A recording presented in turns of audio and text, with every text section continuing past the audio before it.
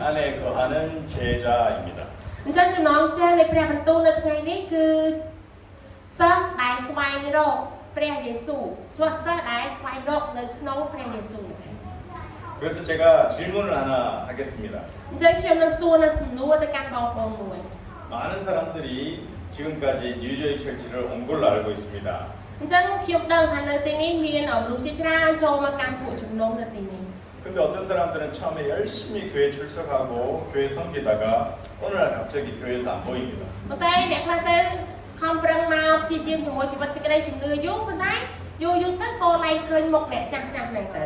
왜 어떤 사람들은 열심히 처음에 하다가 나중에 교회를 떠날까요? ចឹងមកហេតុអីបានជាបងប្អូនពីមុនគាត់ខំប្រឹងប៉ុន្តែចុងក្រោយហេតុអីបានជាគាត់ចេញពីព្រះវិហារទៅបាត់ 처음 예수님 믿었을 때는 찬양도 열심히 하고 기도도 열심히 하고 말씀도 열심히 듣습니다. ពីព្រោះនៅពេលដែលយើងជឿព្រះអង្គដំបូងមានន័យថាអ្នកគ្នាប្រឹងប្រែងស្ដាប់ព្រះបន្ទូលប្រឹងប្រែងសិក្សាដំណើរឆេះឈួលជាមួយព្រះអង្គខ្លាំង 예배 있을 때마다 예배도 열심히 옵니다. ចឹងរាល់ពេលដែលអ្នកគ្រូប្រាប់ថាមានការថ្វាយបង្គំគឺគាត់មករាល់ពេល 교회 행사에도 열심히 참여합니다. ហើយនៅពេលដែលព្រះវិហារមានកម្មវិធីអីក៏ដោយគឺគាត់ព្យាយាមប្រឹងប្រែងក្នុងការចូលរួម 근데 시간이 지나면 이제 조금씩 멀어집니다. 교회가. ប៉ុន្តែពេលវេលាចេះតែកន្លងផុតទៅគាត់ចេះតែឆ្ងាយពីព្រះវិហារ 아이들도 그렇고 청년들도 그렇고 어른들도 그렇습니다. ចឹងក្មេងៗក៏អញ្ចឹងយុវជនក៏អញ្ចឹងចាស់មួយចំនួនក៏អញ្ចឹង 왜 이런 현상이 일어날까요? ចឹងយើងមើលហេតុអីបានជាមានសញ្ញាទាំងអស់ហ្នឹងកើតឡើងនៅក្នុងពួកជំនុំរបស់យើង 우리 크리스찬들에게 정말 중요한 것은 교회를 열심히 출석하는 것이 아닙니다. អញ្ចឹងយើងមើលចំណុចសំខាន់របស់គ្រីស្ទបរិស័ទគឺយ៉ាងម៉េចមិនមែនគ្រាន់តែពួកគេខំប្រឹកអស់ពីចិត្តរបស់ពួកគេហើយបាននោះទេ 우리에게 가장 중요한 것은 예수님 안에 거하는 것입니다. អញ្ចឹងមានន័យថាមិនអ្វីដែលសំខាន់បំផុតសម្រាប់ពួកយើងដែលជឿព្រះអង្គគឺយើងស្វែងរកគ្រប់ការទាំងអស់នៅក្នុងផងព្រះយេស៊ូវ 예수님 안에 거한다는 것이 무슨 말일까요? ចឹងយើងមើលពាក្យថាស្វែងរកគ្រប់យ៉ាងនៅក្នុងព្រះយេស៊ូវហ្នឹងមានន័យយ៉ាងដូចម្ដេច 완전히 하나님 말씀을 사랑하는 것이에요. អញ្ចឹងទី1ដំបូងបំផុតគឺអ្នកទាំងអស់គ្នាត្រូវតែស្រឡាញ់ព្រះបន្ទូលរបស់ផងព្រះ 그리고 그 말씀을 열심히 지켜나가는 것이에요. ហើយពេលដែលយើងស្រឡាញ់មានន័យមិនអ្នកទាំងអស់គ្នាប្រឹងប្រែងក្នុងការគោរពស្ដាប់បង្គាប់តាមព្រះបន្ទូលហ្នឹង 그리고 하나님 말씀을 더 알기 원해서 열심히 읽고 외우고 하는 것이에요. ហើយចិត្តរបស់យើងនៅពេលដែលយើងគិតថាខ្ញុំចង់ស្គាល់ព្រះបន្ទូលថែមទៀតគឺយើងប្រឹងអានប្រឹងទន្ទិញខ7ហ្នឹងឯង 우리 윤나 주사님 어머님이 말씀을 많이 외우시는 거 보고 깜짝 놀랐어요. អញ្ចឹងខ្ញុំភ្ញាក់ផ្អើលមែនតើពីព្រោះអ្នកដែលទន្ទិញខ7សំក្មេងៗចាំប៉ុន្តែអ៊ំដែលជាម្ដាយរបស់អ្នកគ្រូទៅជាអ្នកដែលទន្ទិញខ7វិញ 저런 모습이 예수님 안에 거하는 모습이에요. អញ្ចឹងនេះគឺជាគំរូមួយដែលបង្ហាញអំពីសកម្មភាពដែលយើងស្វែងរកនៅក្នុងផងព្រះយេស៊ូវ 말씀을 기억하고 말씀을 사랑하고 말씀대로 순종하고 사는 것. អញ្ចឹងយើងស្វែងរកក្នុងព្រះយេស៊ូវមានន័យថាម៉េចគឺជាជីវិតដែលខ្ញុំអានខ្ញុំទន្ទិញខ្ញុំស្រឡាញ់ព្រះបន្ទូលខ្ញុំប្រឹងប្រែងក្នុងការស្វែងរកព្រះបន្ទូលហ្នឹងឯង 이것이 예수 안에 거하는 것입니다. នេះហើយគឺជាការមួយដែលបង្ហាញថាខ្ញុំកំពុងតែស្វែងរកនៅក្នុងផងព្រះយេស៊ូវ 왜 예수님 안에 거하는 것이 이렇게 중요할까요? ចឹងយើងមើលហេតុអីបានជាការដែលយើងស្វែងរកនៅក្នុងផងព្រះយេស៊ូវសំខាន់បែបដូច្នេះ 왜냐하면 우리의 믿음은 교회에서 열심히 일하는 것이 아니라 우리의 믿음은 우리를 살리는 생명이기 때문에 ពីព្រោះការដែលយើងហៅថាសេចក្តីជំនឿរបស់យើងមិនមែនមានន័យថាគ្រាន់តែខ្ញុំប្រឹងបម្រើនៅក្នុងព្រះវិហារទេប៉ុន្តែគឺជាសកម្មភាពដែលធ្វើដូចនេះដើម្បីសង្គ្រោះព្រលឹងវិញ្ញាណរបស់អ្នករាល់គ្នាហ្នឹងឯង 우리가 조금 전에 읽은 요한복음 15장 5절 말씀에 예수님께서 이렇게 말씀하십니다. ចឹងព្រះបន្ទូលដែលយើងអានមុននេះគឺនៅយ៉ូហានជំពូក15ខ5មានព្រះបន្ទូលបែបដូចនេះ 나는 포도나무요 너희는 가지라. ខ្ញុំជាគល់អ្នករាល់គ្នាជាផ្នែក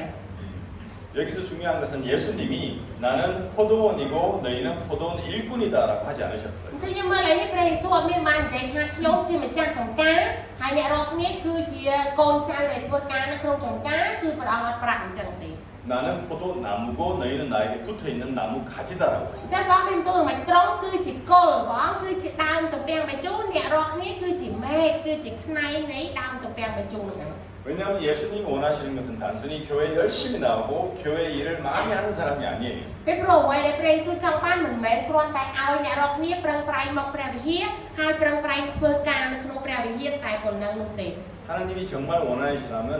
하나님께 즉 하나님이라는 생명에 연결된 사람이 ចឹងអ្វីដែលព្រះអង្គចង់បានគឺចង់ឲ្យជីវិតរបស់យើងគឺជាជីវិតដែលភ្ជាប់ជាមួយនឹងផងព្រះយេស៊ូវហ្នឹង 이런 포도나무 가지가 포도나무에서 떨어지면 어떻게 돼요? យើងមកព្រះទូលប្រាប់ចឹងបើសិនជាមេឬក៏ខ្នែងនៃដើមតាពាំងបញ្ជូរហ្នឹងវាដាច់ចេញពីដើមតាពាំងបញ្ជូរហ្នឹងតើវានឹងមានរឿងអីកាត់ឡើង 처음에는 괜찮아 보여요. 잎사귀도 싱싱하게 그대로 있습니다. ចឹងមកមេហ្នឹងបើសិនជាវាដាច់ចេញពីដើមភ្លាមៗវាមានមើលទៅដូចជាគ្មានបញ្ហាអីពីព្រោះស្លឹកវានៅស្រស់នៅឡើយ 떨어진 가지도 잎사귀도 아직 생명이 있는 것 같아요. អញ្ចឹងមើលមេដែលវាបាក់ចេញភ្លាមៗស្លឹកឈើហ្នឹងមើលភ្លាមៗវានៅស្រស់មើលទៅដូចជាវានៅមានជីវិតនៅឡើយ 그런데 한 시간만 지나면 이 가지도 잎사귀도 마르기 ប៉ុ 시작합니다. ន្តែបន្ទាប់ពី1ម៉ោងកន្លងផុតទៅចាប់ផ្ដើមម៉េចស្លឹកឈើដើមឈើហ្នឹងវាចាប់ផ្ដើមក្រៀមសពោតបន្តិចម្ដង 그리고 며칠만 지나면 이 가지와 잎사귀는 완전히 말라버려요. ហើយបើសិនជាប្រហែលថ្ងៃកន្លងផុតទៅដើមមេឈើហ្នឹងវាយ៉ាងម៉េចវានឹងក្រៀមខ្លាំងទៅ 완전히 말라버린 가지는 뭐 할까요? យើងមកនៅពេលដែលមេឈើវាក្រៀមខ្លាំងមែនទែនគេយកទៅធ្វើអី 6절 말씀에 보면 완전히 말라버린 가지는 사람들이 모아다가 불에 던진다고 អញ្ 했어요. ចឹងយើងមើលនៅពេលដែលខ្នែងទាំងអស់ហ្នឹងវាក្រៀមមនុស្សទាំងអស់គេប្រមូលវាយកទៅណាប្រមូលវាយកទៅបោះចូលទៅក្នុងភ្លើងឲ្យឆេះអស់ទៅ 가지가 이렇게 완전히 말라버린 이유는 생명이 끊어졌기 អ 때문에. ញ្ចឹងយើងមើលនៅពេលដែលខ្នែងឬក៏មេឈើហ្នឹងវាក្រៀមមានន័យថាម៉េចវាអត់មានជីវិតទេវាងាប់បាត់ហើយ 우리의 신앙도 예수 그리스도를 믿는 믿음도 이렇습니다. អញ្ចឹងសេចក្តីជំនឿដែលយើងជឿទៅលើព្រះយេស៊ូវគឺដូចគ្នា 교회를 매일 오고 교회를 오래 다닌다고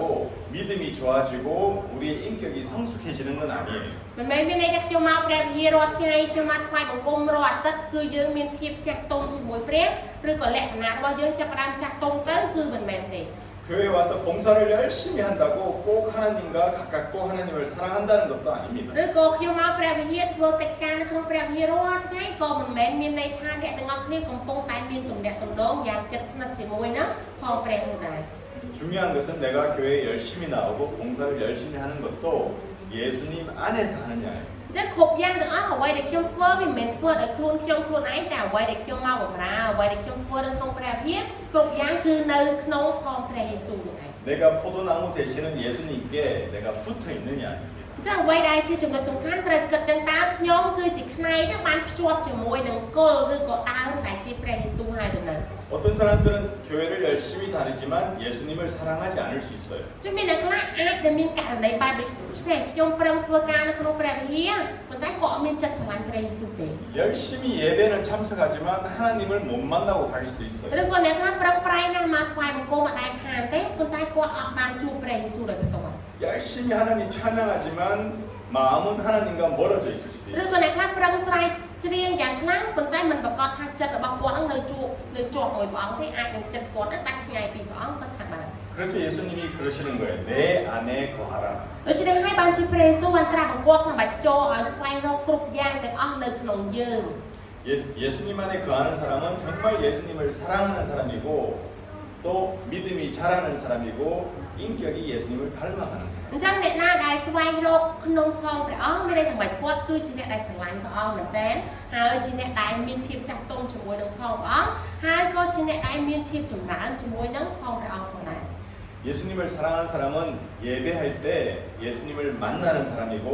감사와 사랑으로 하나님을 예배하는 사람. អញ្ចឹងអ្នកដែលរកក្នុងព្រះអង្គគឺជាអ្នកដែលម៉េចអ្នកដែលមានសេចក្តីស្រឡាញ់ក៏រស់នៅដោយការអរព្រះគុណហើយជីវិតគាត់គឺពេញទៅដោយសេចក្តីអំណរនឹងឯង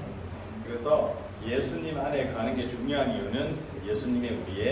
생명줄이기 때문에. អញ្ចឹងហើយបានជាព្រះអង្គសង្កត់ធ្ងន់ថាឲ្យគ្រប់យ៉ាងស្វែងរកនៅក្នុងផងព្រះអង្គដោយសារអីគេផងព្រះយេស៊ូវទ្រង់គឺជាខ្សែនៃជីវិតរបស់អ្នករាល់គ្នា 그리고 예수님 안에 가는 것이 중요한 두 번째 이유는 ចឹងមានហេតុផលទី2ដែលអ្នកទាំងអស់គ្នាត្រូវស្វែងរកនៅក្នុងផងព្រះយេស៊ូវ 예수님 안에 거하는 사람은 반드시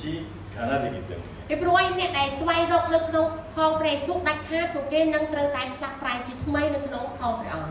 5절에서 예수님께서 이렇게 말씀하십니다. នេះមកនៅខទី5ព្រះអង្គមានព្រះបន្ទូលបែបដូចនេះ 그가 내 안에 내가 그 안에 거하면 사람이 열매를 많이 맺나니.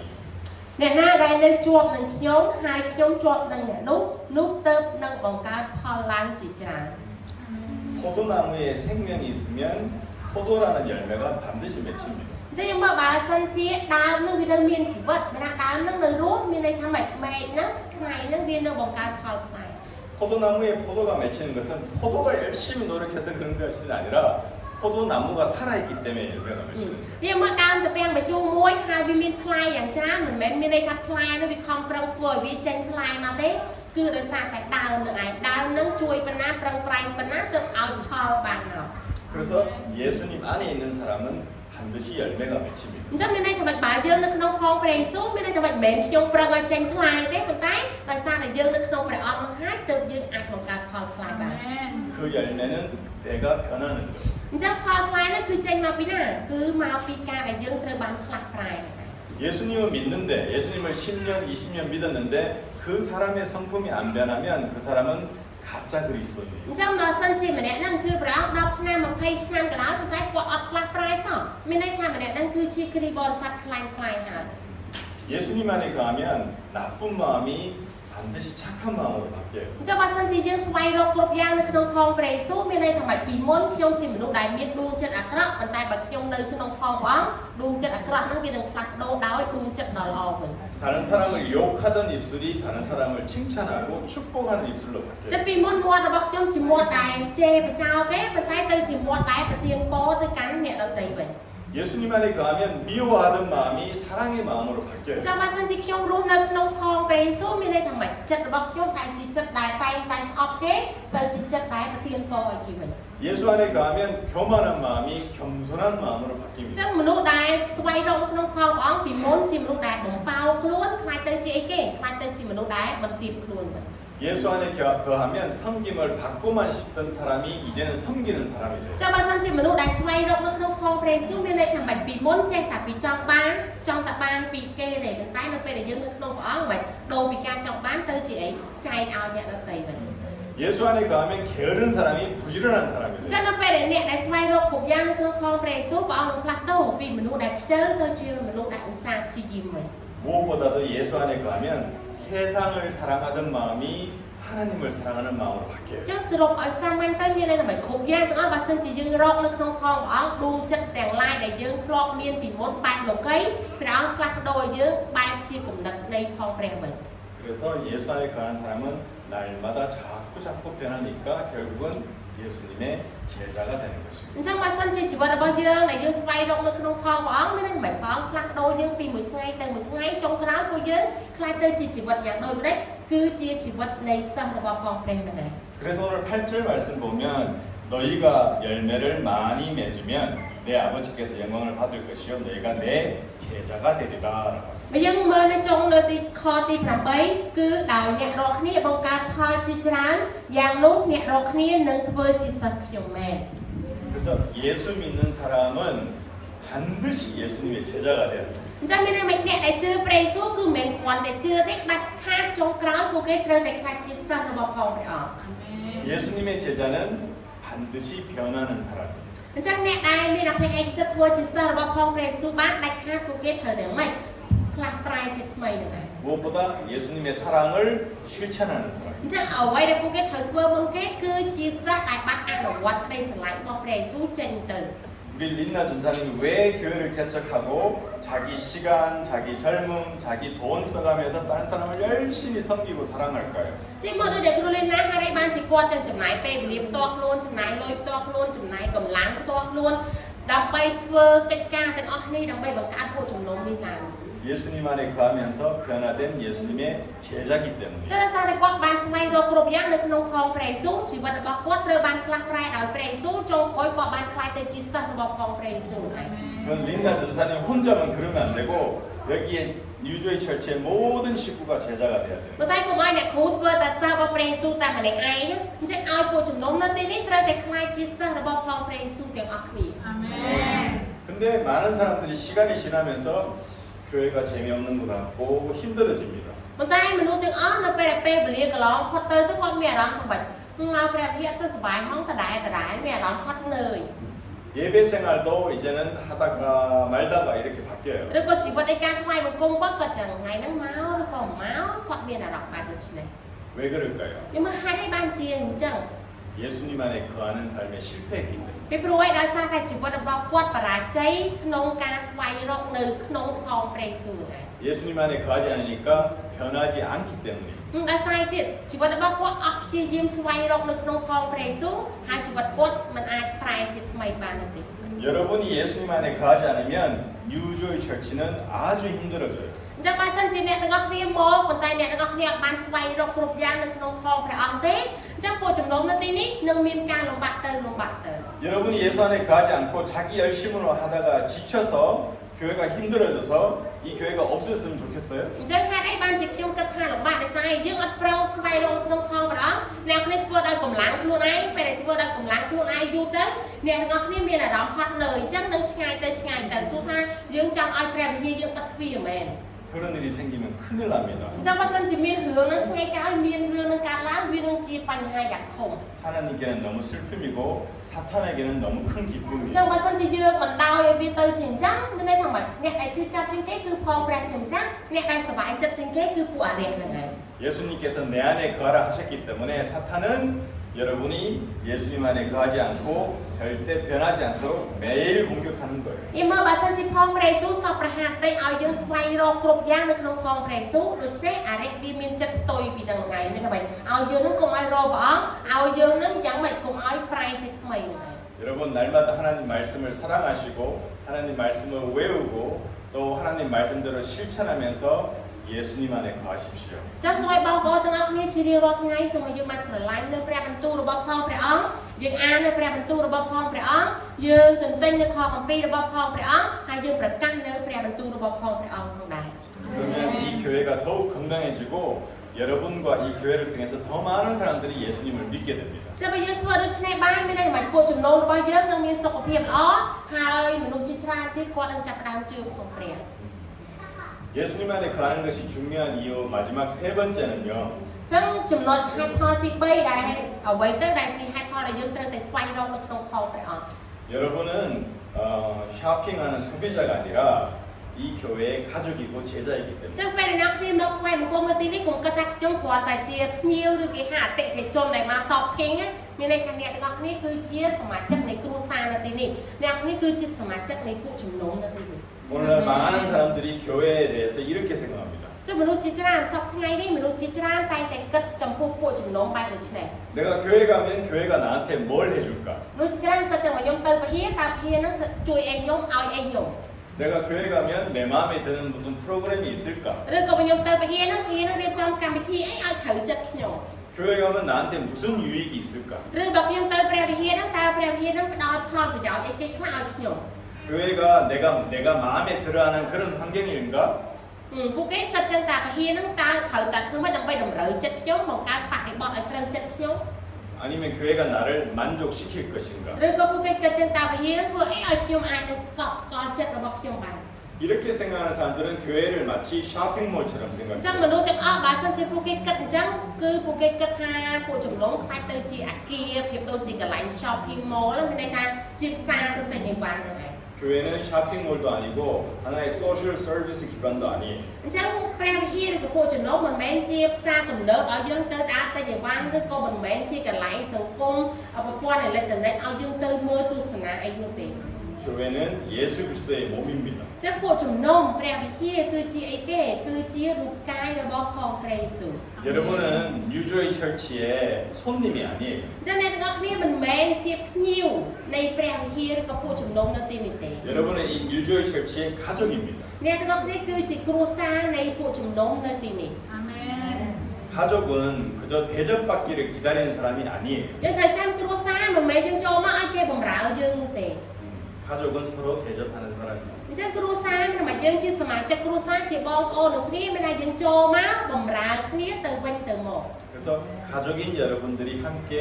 예수 그리스도의 제자로 함께 자라가야 됩니다. អញ្ចឹងយើងជាគ្រួសារមានតែរួមគ្នាក្នុងការធំនៅក្នុងផងព្រះជាមួយគ្នានឹងដែរ 사랑하는 우리 뉴조이 철치의 성도 여러분, បងប្អូនជាទីស្រឡាញ់នៃពួកជំនុំអំណរទាំងអស់គ្នាអើយ 뉴조이 철치가 하나님이 기뻐하시는 교회 공동체가 되기 위해서는 꼭 한 가지가 필요합니다. ចឹងមានចំណុចមួយដើម្បីយើងបានខ្លាយទៅជាពួកជំនុំដែលសពរហតីរបស់ព្រះយើងត្រូវធ្វើបែបដូចនេះ 그것은 더 많은 사람들이 이 교회에 막 오는 것보다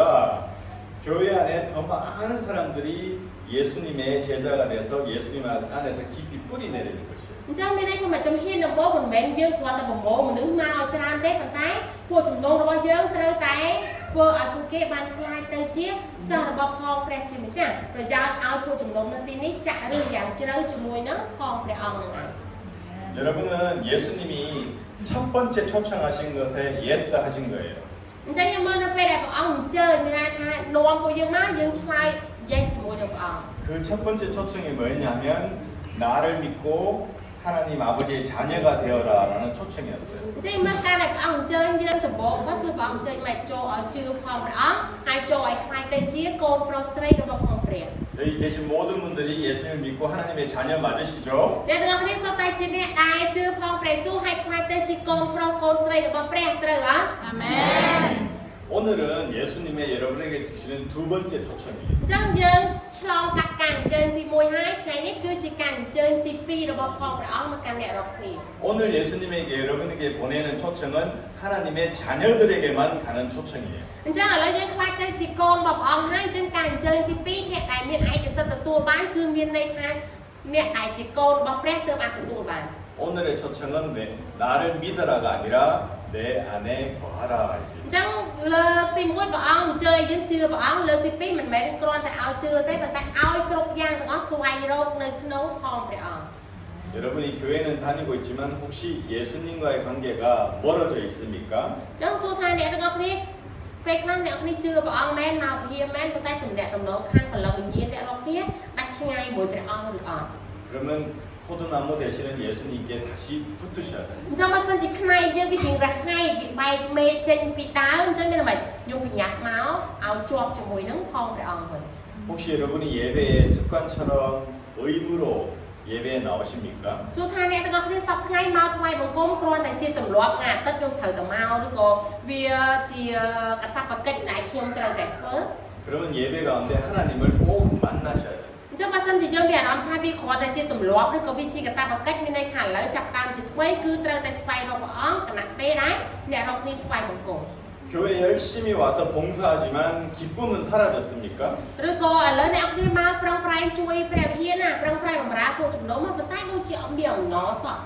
그러면 다시 예수님 안에 거하세요. អញ្ចឹងបើសិនជាមានអារម្មណ៍ថាអត់មានអំណរបែបដូច្នេះចូលឲ្យស្វែងរកឬក៏ព្យាយាមចូលមកក្នុងព្រះយេស៊ូវសារជាថ្មី 가지가 포도나무에 붙어 있으면 반드시 열매를 អ 맺습니다. ញ្ចឹងចាំជួយលោកគ្រូមានប្រសាសន៍មិនអញ្ចឹងផ្លែតាពាំងបញ្ជូមិនមែនវាផឹកចេញមកផ្លែទេគឺដោយសារគេផ្នែកហ្នឹងវាប្រឹងជាប់មួយគល់អញ្ចឹងយើងព្យាយាមភ្ជាប់ជាមួយព្រះអង្គឲ្យបាន 여러분도 예수님 안에 붙어 있으면 예수님 안에 거하면 하나님께서